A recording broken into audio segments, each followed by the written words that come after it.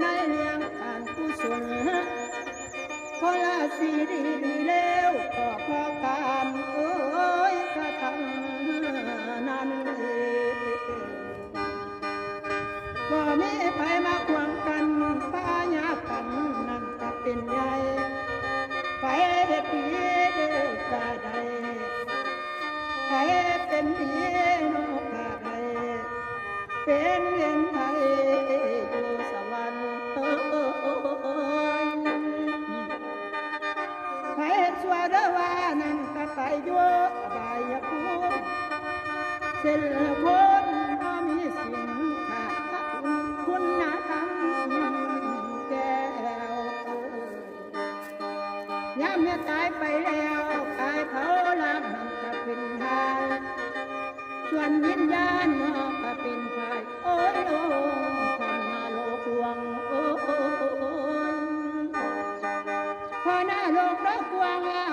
นั้นซ่อนใหญ่ไฟเผายังเก่าเป็นเงินเศร้าภาวะโต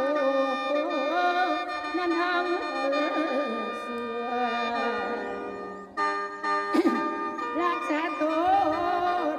บ่ดีใดยังเอาไฟได้แม่เขาวิญญาณนั่งไว้โอ้ยเฮาได้บัดนั่งโสม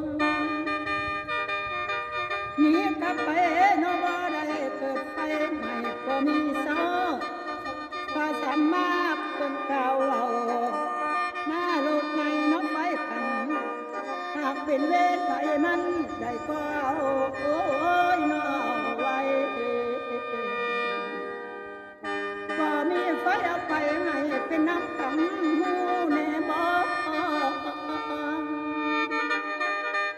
พาสัมมาเด้อพระพุทธเจ้าเพิ่นนั้นมาบอกไว้ให้เฮาแก่